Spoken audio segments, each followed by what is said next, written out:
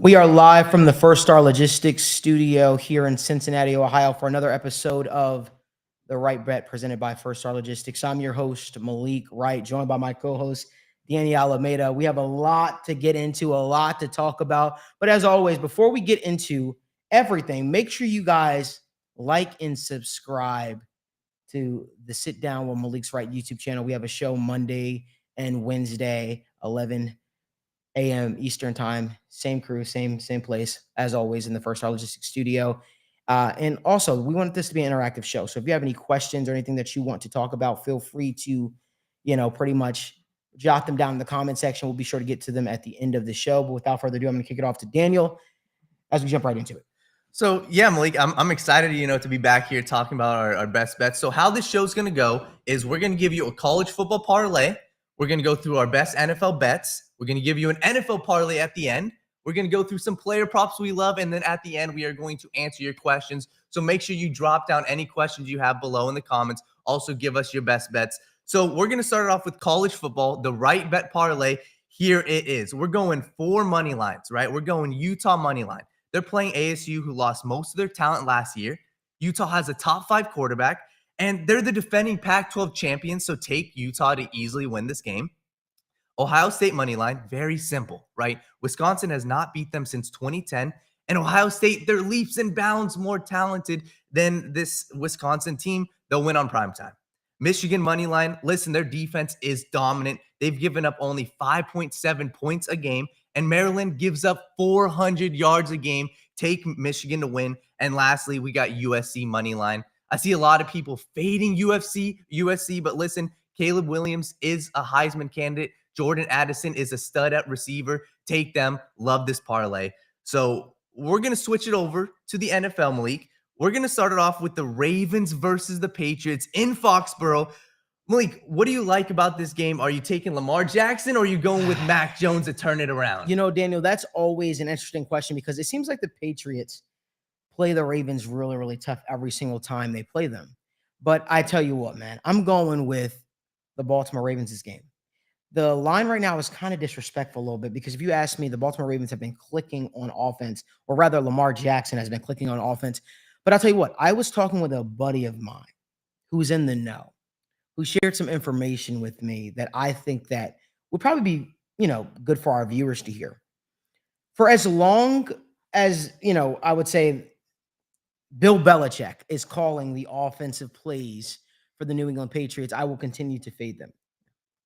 I know a lot of people think Matt Patricia's the person calling the plays, offensively, but I was told by a source that Bill Belichick is the one who is calling the plays offensively. And Mac Jones has really had a hard time adjusting because, Josh McDaniels was the guy that was speaking into his ear consistently. Josh McDaniels was the person that was sort of like, his voice that he would hear on a regular basis as what to do, what not to do, so on and so forth. And it seems that the fact that now that he has a different voice in his ear in Bill Belichick, especially a guy who's not known to call offensive plays, might I add. I mean, talking about Bill Belichick, albeit he might be the greatest coach of the modern day era. He is no offensive, minded coach. He's a defense and special teams guy, and it's showing through in the Patriots offense. Very stagnant, very inconsistent, seems very vanilla, if you will. And I think that has that speaks to why Mac Jones has been struggling, if you will. So with that being said, I'm going with the Baltimore Ravens. For all those reasons, I like the Baltimore Ravens to win this game because I don't think that the Patriots offense can keep pace with this Ravens offense. Malik, when I saw this line, we saw this Monday night, Tuesday night. This was disrespectful as hell. This is disrespectful, right? I watched this New England Patriots team very, very closely. I saw them last year. They over-exceeded expectations. And this year so far, they've scored 24 total points. Yeah. They scored 7 points against the Dolphins, 17 against the Steelers. The Steelers defense without TJ Watt. So I know the Ravens may not have a great defense, but you have to look at the strengths of each team. The Patriots don't have a strength, right? Their strength is Bill Belichick, but how far is that going to take you when your offense isn't scoring and your defense is depleted with talent? So take the Ravens here. Lamar Jackson is the best player on the field, and take them to bounce back, because if they would have won that game against the Dolphins, this line wouldn't be 2.5. This line would be 5.5, but they didn't. They gave up a lot to Tua at the end. I'll be honest, the Patriots offense isn't what the Dolphins offense is. So take the Ravens here. And Malik, we're going to switch it over to another team, that isn't going as well. The Tennessee Titans, right? The Tennessee Titans are facing the Las Vegas Raiders. This one's a no-brainer. Once again, I think that Vegas is disrespecting this line. Malik, what do you like about Raiders versus Titans? I think the Titans are awful. I think it's just simple as that. I don't think they have the offensive firepower. Ryan Tannehill isn't him at quarterback. I think that the reason why they're struggling is because, again, they lost a lot of talent. They lost A.J. Brown. They lost Julio Jones. Derrick Henry does not look like his former self yet. The offensive line is meh. I mean, I can continue going on and on and on and on. But the fact of the matter is they don't have a stud at quarterback, right? And they don't have necessarily offensive weapons to sort of uplift the meh that they're getting at the quarterback position, which is why you're seeing the Tennessee Titans struggle. So, yeah, 100%, I think the Raiders are being disrespected in this line. Last I checked, I think it was what, minus 130, something like that. Yeah, the Raiders are going to win this game. I like Devontae Adams a lot in this game. I know you want to speak a little bit more to that.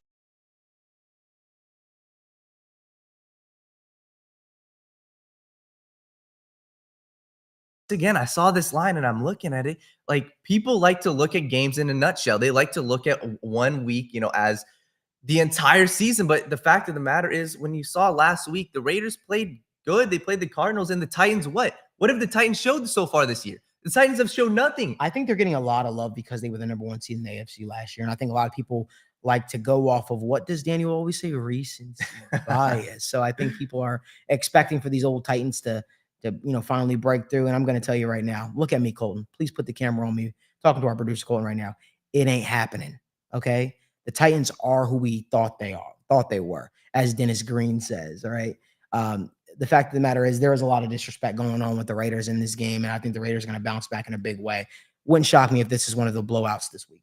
Oh, yeah. And that's why, once again, Vegas is disrespecting this line, because the Titans have scored 27 points this year. 27. Their offense lacks a punch. Their defense is trash. So Derek Carr, as we talked about on Monday's show, time for you to step up. Time for you to step up. You showed, throughout the first 2 weeks, they played the Chargers. They played them close. This game shouldn't be close. Take the Raiders to win this one. This line should not be close. Yeah. So the Raiders are about to turn this game or their season around. Are the Cincinnati Bengals, Malik, are the Cincinnati Bengals going to turn it around against the New York Jets?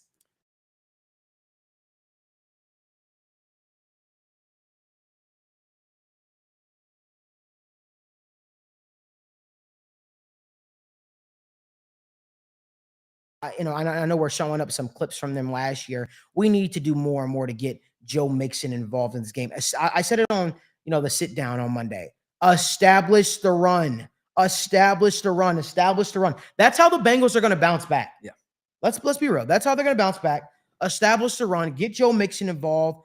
Throw it out to the tight ends. Get Jamar Chase involved, because if you're expecting to go 5 wide and just chuck it around, all around the field today, that's not a recipe for success. I personally like the Jets corners. I think that they're underrated.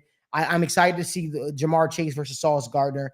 But if you ask me, I think the Bengals' key to victory is simple. Get Joe Mixon involved, establish the run game, and then incorporate, the play action and get the pass game involved. Because if you have Joe Burrow just sit back all game, guys like Carl Lawson, Quentin Williams, they're just gonna tee off on him, and you don't want that at the end of the day. So yeah, I think the Bengals do bounce back, but I do think it's going to be a close game. I'm talking about probably decided within 3.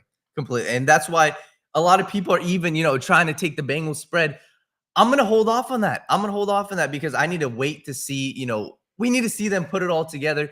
And the way I see this game going, it's very simple, right? Yeah. The Bengals, they need to come out on fire. Yeah. The biggest question mark that we've had about them is, their first quarter, as we've said, in 7 of 21 games, what 14 of 21 games, the Bengals have scored only. They've failed to score in the first quarter. Yeah. In 14 of 21 games. So yeah, that's a recipe not for success, not made for success. And to me, that speaks to game script. That speaks to the play calling. So if there's a prop bet for the Bengals to not score in the first quarter, I'd definitely take that potentially. But yeah, the way I stand, the Bengals need to start with their hair on fire if they want to, turn the season around. And this is their chance, right? Last week we were saying, all right, it's a new day. No, this is their new lease on life, right? Yeah. Joe Burrow went out and said he got rid of his social medias. Let's see it. Let's see it, Joe Burrow. Well, that's out of context. The guy gets rid of his social media every single year. He only brought it back after the bye week last year for the Bengals, and then he started putting out the Cartier glasses and all that stuff. But the guy deletes his social media every year. Again, context matters. With the media today, I know we're a part of media, but media today, they love to take things out of context. The guy always deletes his social media. Not being a Joe Burrow truther, but come on now. Yeah, and that's why, like, this is their game to prove it, right? They're going up against a Jets defense that's got talent. So what do they have to do? Like I said, start out fast. And if they start out fast, I like them to win this game. So we're going from one team that was in the Super Bowl last year to a team I think is going to make the Super Bowl this year, potentially the Buffalo Bills. Malik, they're going up against the Miami Dolphins. And we have to talk about it, right? They're without a lot of players. Micah Hyde's not playing. Dane Jackson's not playing. Jordan Phillips isn't playing.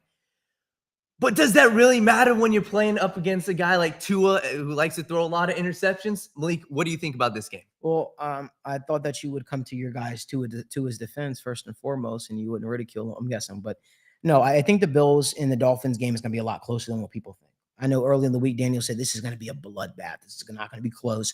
I disagree. I think that this is going to be a closer game personally. I think because with the Buffalo Bills injuries and things of that nature, I think there's opportunity for the Dolphins to take advantage of some stuff. I still don't think there's an answer for Tyreek Hill. I still don't think there's an answer for Tyreek Hill. I think that because there is an answer for Tyreek Hill, you'll get to see a lot more opportunities for guys like Mike Gesicki and guys like Jalen Waddle, and a lot of things open up for them. That does not mean Tua Tagovailoa is good. So please don't take this thinking that I'm thinking Tua Tagovailoa is good. But no, in all seriousness, I'm really of the belief that this game is going to be a lot closer, and I do see potential for the upset. But I'm still taking the Bills money line because Josh Allen is a freak, and Josh Allen has dominated.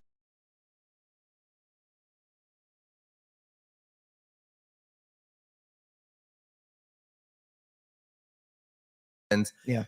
But as we said, the injuries, it's a lot of injuries, right? The defense. So, like, I'm not hammering this one in the parlays. I'm not saying this is an absolute lock. I like it, but divisional matchup, the Dolphins look good. I think that this is one to kind of stay away, especially from the spread and especially with these injuries. So let's switch it over. I've got a team that I really like, Malik, the Minnesota Vikings. They got smashed. There it is. They got smashed on Monday Night Football. But they're going from an Eagles team that has a dominant defense to a Lions team that's okay, that's relied on their offense this year. So what do you think about Vikings versus Lions?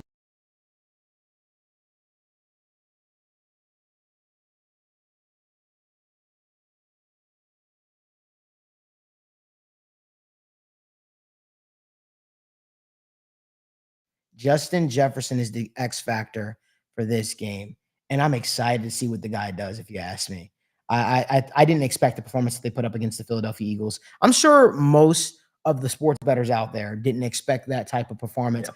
But you know what? That's why you have bounce back games, and this is going to be a bounce back game for the Minnesota Vikings, and I expect them to do it in a big way.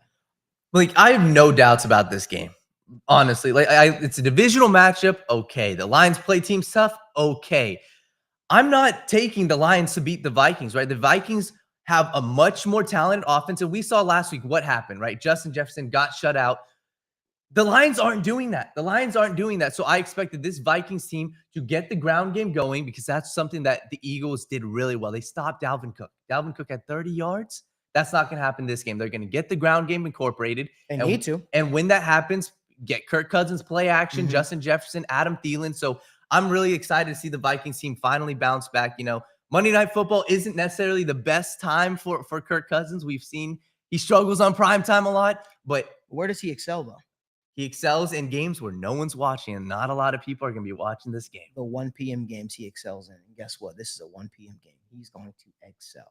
And I have an over-under play as well for this game. I absolutely love it. You have to go subscribe to the Patreon. Link is in the description. We have our full best bets, college football, NFL, UFC. Go subscribe. I promise you'll get our full bets. You will make a lot of money. I'm a little upset that we don't have UFC this week, Daniel. Yeah. Daniel and I was doing a little bit of homework, guys.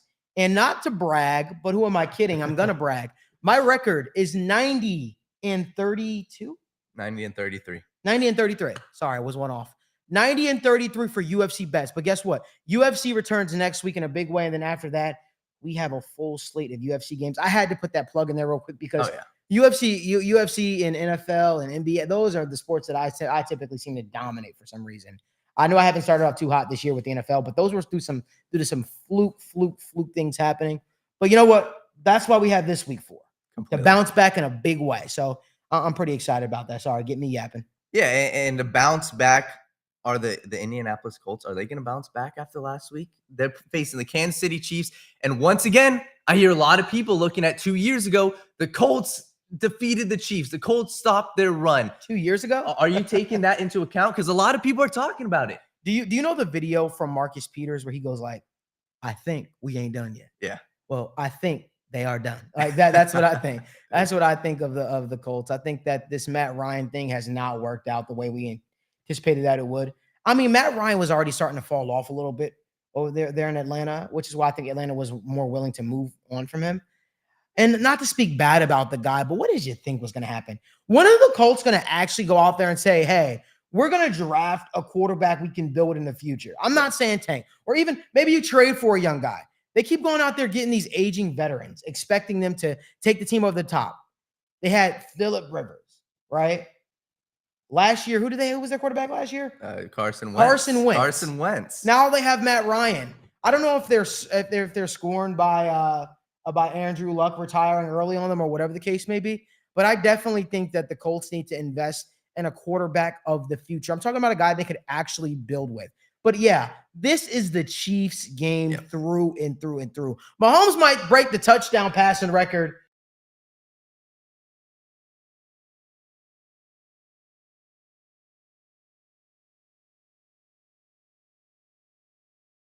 Hey, you know what? A lot of people thought we were done. I was one of those people. You know, offensively, they thought we were done because we no longer have Tyreek Hill.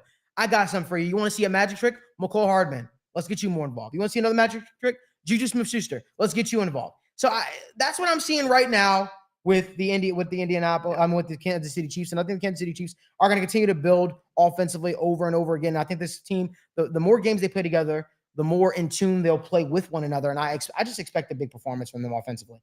Completely. And while you expect a big performance out of them, I'll be honest, I expect a big performance out of this Colts offense. I know what I saw with the Chiefs. I know their defense isn't good.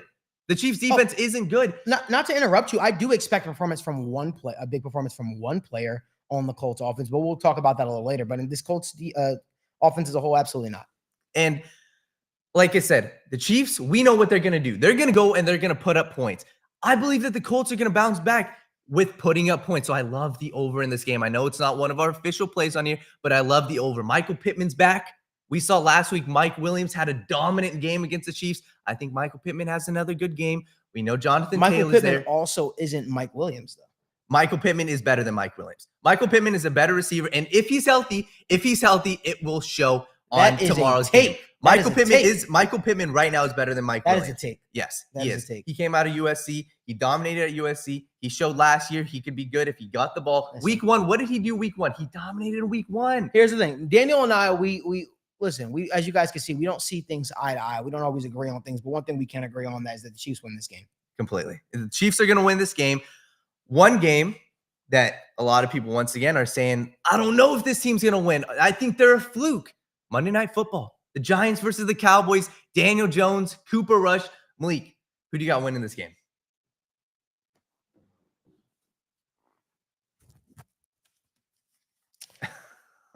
I reckon I was wrong about those Dallas Cowboys, right? Cooper Rush and those boys put a beating, a hurting on my Cincinnati Bengals, but who am I kidding? Get out of here. The New York Football Giants are going to win this game. Brian Dable is going to have these Giants ready to rock. I guarantee it. I guarantee it. There's no question about it. And I can't believe I'm speaking so passionately about the New York Football Giants and so much with a certainty. But I've never seen a New York Football Giants team on this, with this much fire.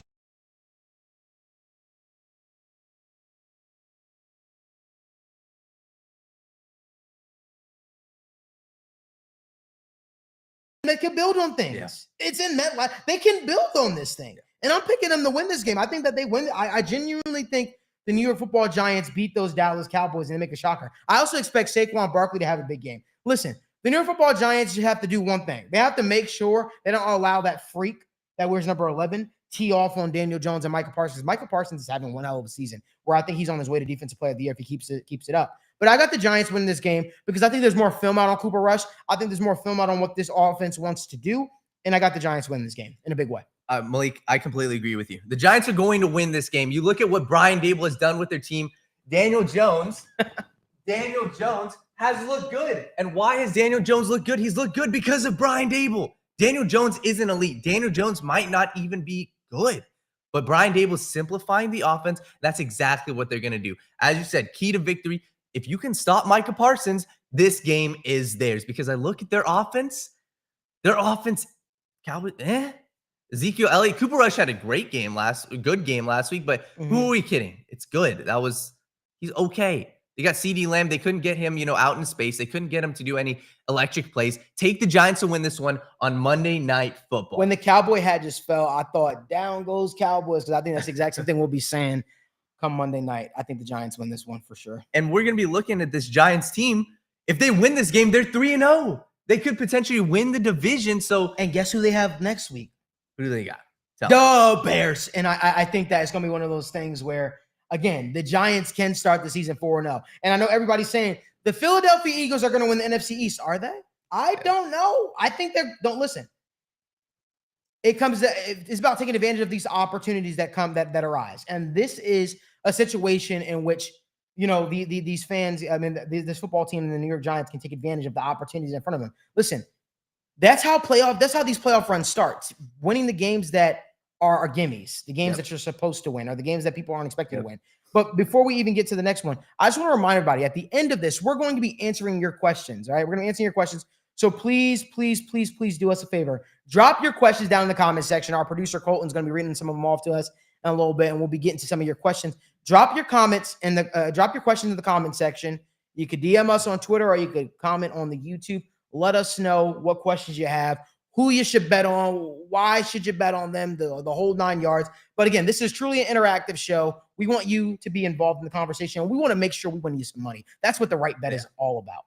Yeah, and that's what we do that's, kind of different, right? We're including you guys along with us, right? That's why we do this Saturday show, and that's why we have our Twitters open. That's why you can, tweet at us. And throughout the entire week, we've made a lot of money throughout the first 2 weeks of the NFL. Let's keep winning you guys some money. Let's keep doing this. And let's go on a roll with our official parlay, the WrightBet parlay for week 3 of the NFL. We've got 3 plays for you, right? I'm going to start it off. Josh Allen over 1.5 passing touchdowns. This is one of our favorite bets. He is going to hit this. He's hit this in 17 of his past 21 games. Throw this in your parlay.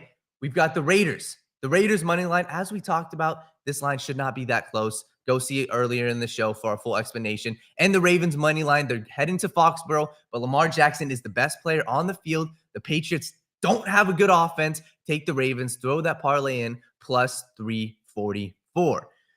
So Malik, now it's time for kind of my favorite, segment of the show. And I'm glad that you're getting involved in this, right? Last week, you had a pretty good week on player props. Give us your 3 best player props, and then I'll give my 3 best player props after you. Well, Daniel already took the one that I was already going to say, the one that I put on Twitter. It's a no-brainer. Josh Allen over 1.5 passing touchdowns. Vegas, I don't know why you continually disrespect Josh Allen's passing touchdown. The guy has broken it 17 out of the last 21 games, but my pockets say thank you. With that being said, I got Josh Allen passing over 1.5 passing touchdowns because he's completely dominated the Dolphins. He does this against the Dolphins ever since he came into the league. I really don't think they have a recipe for him. The guy's going, and I think the one thing it is too is the Bills need him to have a good game in order to have success, right? In order to be able to win these type of games. And this Buffalo Bills team is dangerous in the red zone. This Buffalo Bills team is dangerous in the red zone. I think they'll find themselves in the red zone a lot against this Miami Dolphins football team, especially if you look at what Lamar Jackson was able to do to them. I also like Matt Stafford over 1.5 passing touchdowns. Matt Stafford, since becoming a Ram, has hit this prop in every single game he started for the Rams. Wow. Yeah. Every single game he has started for the Rams going against the Cardinals, Matt Stafford has hit this prop. And it's sitting at minus 165. So yes, Matt Stafford against those terrible Cardinals defensive backs. there's no answer for Cooper Kupp. AJ Green, as old as he is now, he still finds a way to I don't know why I thought about AJ Green for a second, but I was thinking The of his prop. Cardinals, I was thinking about his prop bet earlier. Actually, I saw his prop bet. I think it was plus money when I was looking at for him to score a touchdown. That's one that I would also hit, and I didn't even include this actually in that, but that was something that was at the top of my mind. But no, the Rams. I think the Rams will find a way, to put up points against this Cardinals team. I don't think they have an answer for Cooper Kupp and the brass there. We're all still waiting for Robinson to finally take that next leap as well. So this could be a game where he does as well. I think this could be a game where we see him get into the end zone. Another prop bet that I like is Jonathan Taylor going against that terrible Kansas City Chiefs defense. I think that he's going to be able to run wild. He was held in check last week, and that kind of shocked a lot of people. Certainly shocked me. I certainly didn't expect that, but he was held in check. I expect him to bounce back in a big way. His prop bet is currently set at 85.5 rushing yards. I think he crushes that number. I think he'll be probably the only consistent offense that this Colts team is able to get. So if you ask me, those are my 3-player props. Jonathan Taylor over 85.5 rushing yards. I don't know if you have it up on the screen at all. Jonathan Allen over passing touchdowns over 1.5, and Matt Stafford over 1.5 passing touchdowns as well. Oh yeah, those are going to make a lot of people money. I'm looking at our producer right now, Colton. You might have to toss in a little parlay for me for those bets. And I've got my 3 props, right? If you guys want to see more of our props, make sure you guys go subscribe. We have over 15 props for week 3. Go subscribe to the Patreon. And during the week on Sunday, tweet at us. Tweet at us. Remember, come back to these and say, oh my God, Jonathan Taylor hit at Right Report. Oh my God, my props hit at Alameda Views. Make sure you guys do that. We love interacting with you guys. So my 3 bets, I'm going to go Davante Adams over 82.5 receiving yards. I saw this line earlier in the week, and I was like, what the hell? Why is this so low, right? But to put it bluntly, the fans like to look at 1-week performances. They look at last week. He got 7 targets, only 2 catches. And they see, okay, Davante Adams maybe doesn't have that connection with Derek Carr. Let me tell you a little story. And Colton, pan the camera to me real quick, right? Derek Carr, after week 1, he went out and said, you know what? Maybe I should stop force feeding, to Davante Adams, because people said, why do you throw to only Davante Adams? Let's talk about it, right? No Hunter Renfrow. What else do they have? Josh Jacobs isn't going to be playing.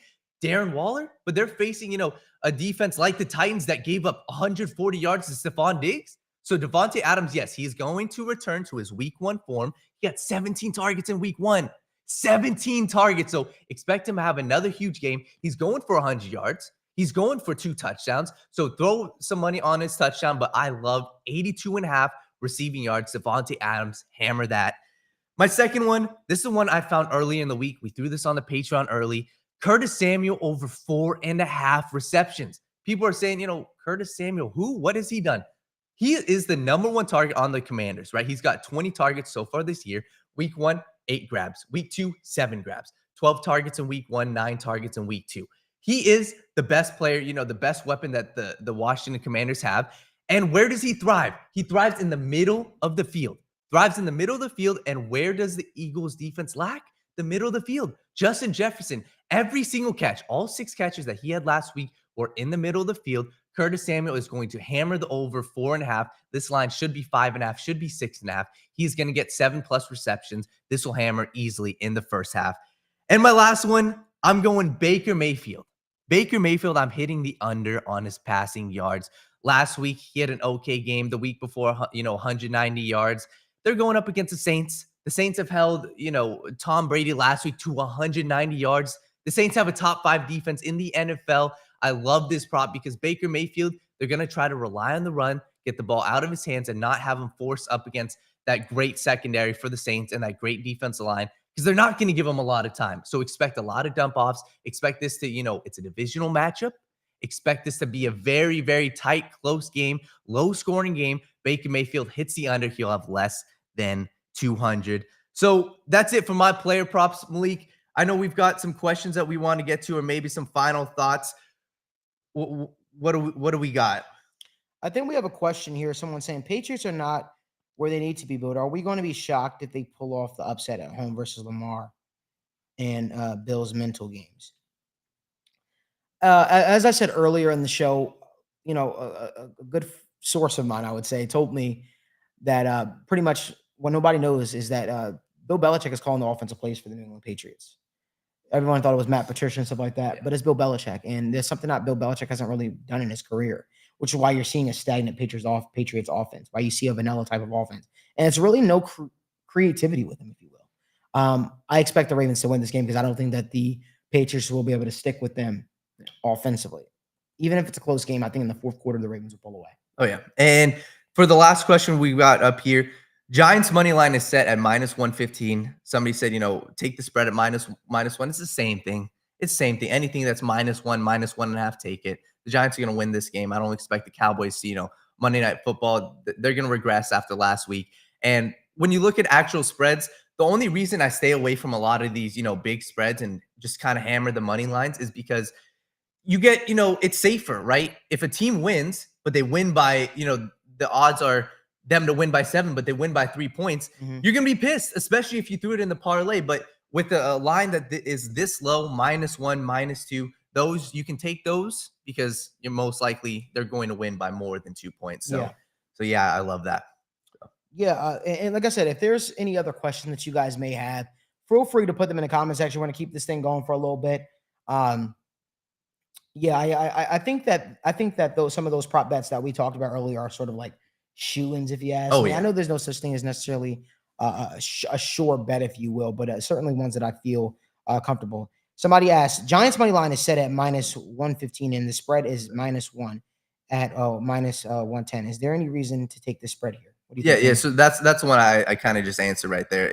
That's the reason why when it's a money line versus a spread, if it's that low, take the spread, right? Because you're getting better odds at that. And also something else that we kind of want to touch on is when you look at games, right, with these big spreads, if you like the underdog, don't only just take the spread, right? If they're losing, like last week, for example, the Cowboys. If you like the Cowboys, to the +6, take the money line.